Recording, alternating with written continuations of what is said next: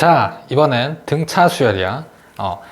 우리가 수열이 뭔지 저번 영상에서 정리하고 나서 공부하고 나서 이제 수열의 대표적인 두 가지 예를 배우는데, 하나가 등차 수열, 하나가 다음에 나올 등비 수열이야. 자, 등비 수열은 다음에 얘기하고, 자, 등차 수열은 저 이름에 이미 뜻이 들어있는데, 같을 등 차, 차이가 일정한 수열이야. 자, 근데 차보다는 우리는 더하는 개념으로 바꿔서 생각할 거거든. 그래서 어떤 수열이 등차 수열이다 라는 말은 일정한 수를 더해서 만든 수열이다 이거야. 예를 들어서 2, 4, 6, 8 그럼 몇씩 계속 더해지고 있는 거야? 2씩 더해지고 있지. 그래서 그걸 보고 우리는 무슨 수열? 그치? 등차 수열이다 라고 한다고.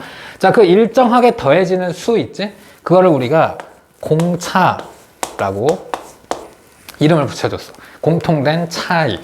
자, 그럼 여기 있는 AN이라는 수열이 그냥 A1부터 쭉 나열해 놨지, 얘가 등차 수열이라 한다면 분명히 우리가 방금 규칙을 정리해 봤으니 첫 번째 항에다가 일정한 값인 공차를 더하면 두 번째 항이 되고, 두 번째 항에다가 일정한 값을 또 더하면 세 번째 항이 되고, 세 번째 항에서 네 번째 항도 역시 그렇게 진행이 되겠지. 자, 공차는 공통된 차인데 차이의 영어의 앞글자인 알파벳인 D 가지고 공차를 보통 소문자 D로 쓰기로 했어. 자, 보여?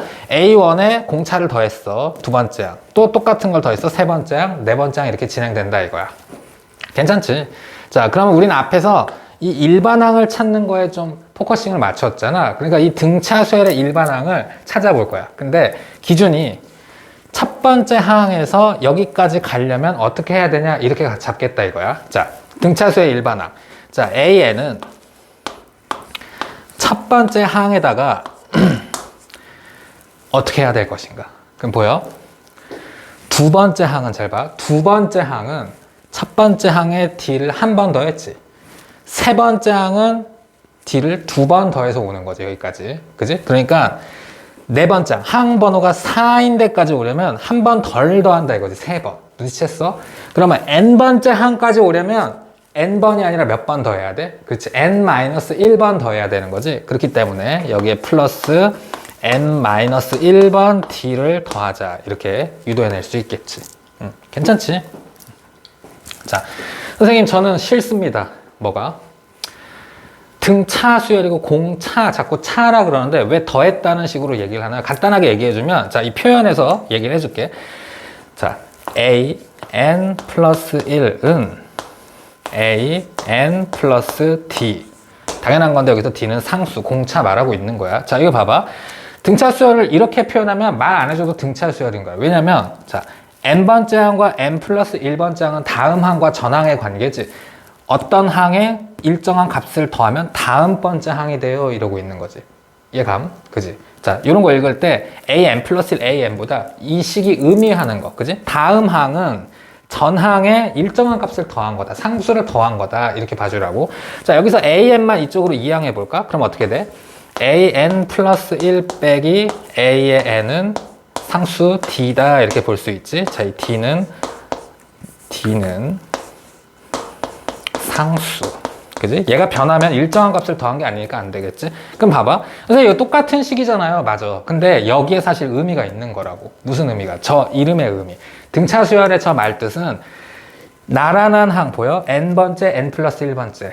나란한 항의 차이가 상수다. 일정하다. 이러고 있는 거라고. 그러니까 이 공차 역시 나란한 항의 차는 항상 공통된 차이로 똑같게 있다. 이런 의미란 말이야. 네? 얘 빼기 얘 하면 D, 얘 빼기 얘 하면 D, 얘 빼기 얘 하면 D. 그지? 저 말뜻도 그렇게 돼 있는데 우리는 빼기보단 뭐? 그치? 더한 걸로 생각하는 게 더 편하잖아. 그러니까 우리가 공부할 때는 등차 수열은 공차, 일정한 값을 더해서 만든 수열이다. 이렇게 정리한다 이거야. 자, 여기까지 정리해 놓으시고 그 다음에 세 번째 내용인 등차 중항으로 가자. 자, 별거 없어. 등차 수열의 가운데 항에 대한 이야기야. 세 개의 항 중 가운데 항은 양옆과 어떤 관계가 있을까 이런 거야. 자, 나란하게 이 A, B, C가 순서대로 등차 수열을 이룰 때 이랬어. 그럼 자, 봐봐. A, B, 지금 C가 있지?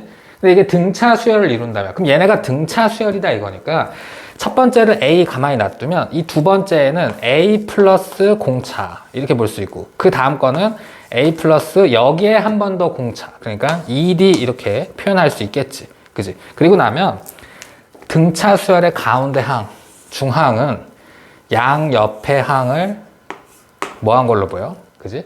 더해서 2로 나눈 평균이다 라고 볼 수 있는 거야. 선생님 뭐예요?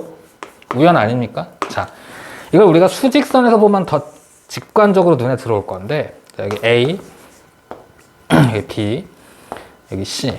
자, A에다가 일정한 값을 더해서 여기 됐으니까 이 간격이 지금 D다 이러고 있는 거지. 그지? 여기 이 간격도 역시 D다. 그러니까 이 길이랑 이 길이가 똑같아. 그럼 니네 알고 있지? 얘는 얘네들의 중점으로 보면 얘네들 평균 낸 값이랑 똑같잖아. 그치? 그렇기 때문에 등차 수열에서 나란한 세 개가 등차 수열 이룬다 하면은 가운데에는 양 옆에를 평균 낸 거랑 같다. 자, 써볼까? A, B, C로. 가운데가 누구니까? B니까 B는 2분의 A 플러스 C다 이렇게 볼 수 있는 거지. 괜찮지? 자, 그리고 우리 이거 뭐 똑같은 식인데 분수 실어서 양변에 2 곱하면 어떻게 돼? 2B는 A 플러스 C다 해서 이걸 가지고 문제 풀 때 보통 많이 쓰면 되겠지? 그지? 아니면 등차 중항 나오면 가운데 항은 양옆의 평균이다 이렇게 생각해도 되고.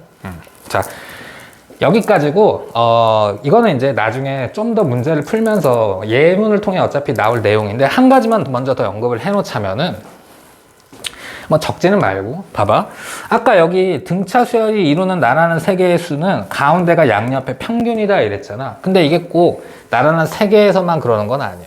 봐봐, 만약에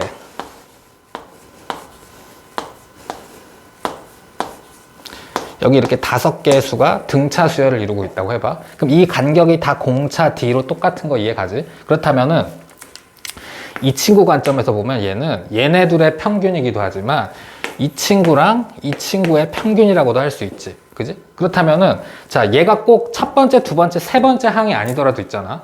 등차 수열에서 나란한 5개의 항 중 5개라고 보면, 나란한 5개의 항이라고 보면, 자, 얘가 A의 예를 들어서 얘부터 할까? 얘가 A의 n번째, 얘가 A의 n 플러스 1번째, n 플러스 2번째, A의 n 플러스 3, A의 n 플러스 4 이렇게 돼 있을 거 아니야? 그렇다면은 얘가 얘네 둘의 평균이니까 항 번호로 보면 2개씩 차이 나지? 즉 일정한 간격으로 좌우로 있는 애들의 평균은 항상 그 중앙에 있는 애다라는 것도 성립하고 있는 거라고. 자, 그러니까 등차 중앙은 개념은 나란한 세 수가 등차 수를 이루면 그렇다라는 거고, 그걸 조금만 더 확장해 생각해 보면 꼭 바로 인접한 애가 아니고 일정한 간격으로 떨어져 있는 애들의 중앙도 성립한다 이런 내용이라고. 자, 여기까지가 등차 수열의 기본 개념이고, 이제 등차 수열의 일반항을 어떻게 빨리 찾는지, 아니면은 등차 수열 관련된 예제는 다음 시간에 풀 거야. 그러니까 잘 정리해 두고